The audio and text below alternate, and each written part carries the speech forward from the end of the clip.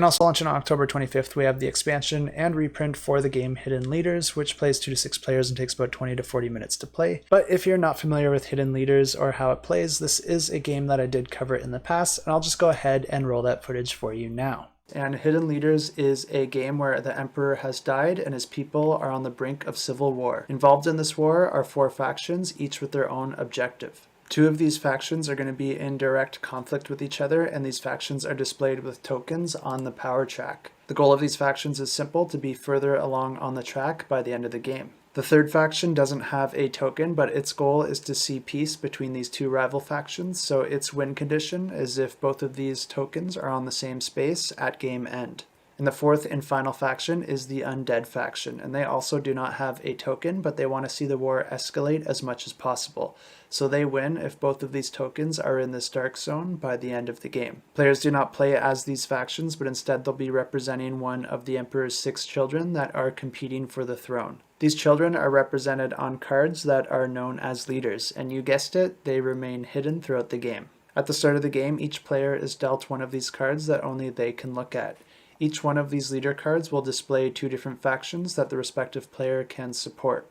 So in order to win the game, one of those 2 factions' win conditions must be met. On a player's turn, they'll be drawing, discarding, and playing different hero cards that will manipulate the power track, moving those tokens up and down the board. Cards played will be put in front of the player face up, but other cards may enter this area face down as well.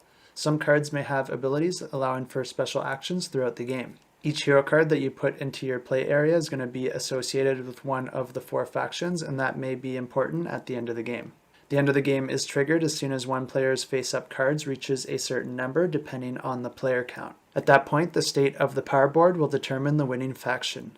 If this faction is one that your leader can support, then you win the game. If there's multiple players that can support that winning faction, it's the one that has the most of that faction's hero cards in their play area that takes the win. I'm really impressed with the design on this one, and that's one of the reasons that I'm making this game my pick of the week. Everything in this game looks super tight, and I really love the different dynamics that the factions have on that power board, but I think what makes that really work is that each player can actually have 2 options of the factions that they can support. This little detail gives more options to the player, inherently making the game less random, but it also allows players to shift their primary goal throughout the game depending on the opportunities that arise. And I do think that players will shift their strategies throughout the game because more and more information is provided as the game goes on. Since all the players' leader cards are hidden, nobody really knows what the other players are trying to achieve. They can only speculate based on the actions that they see those players perform. I'm personally not a huge fan of deduction games because it's too often that the information that you get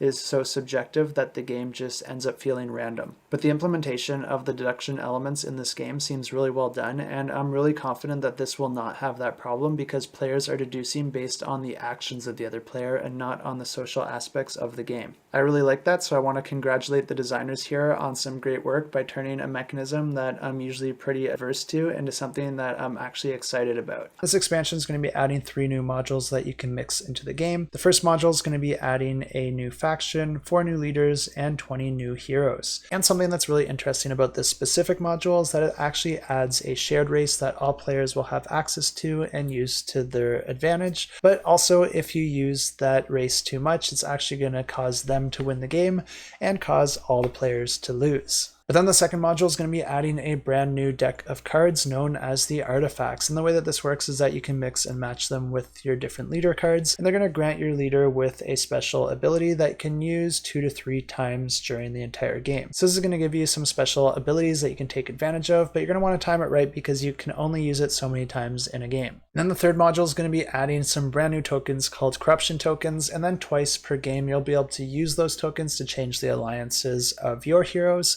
or the alliances of your opponents. But you really have to be careful when you're doing this because players can also use these tokens to set up traps, and if you try to mess with their heroes, it could come with a negative consequence for you. And if this one sounds interesting to you and you want to get notified, you can find links to the campaign in the description below.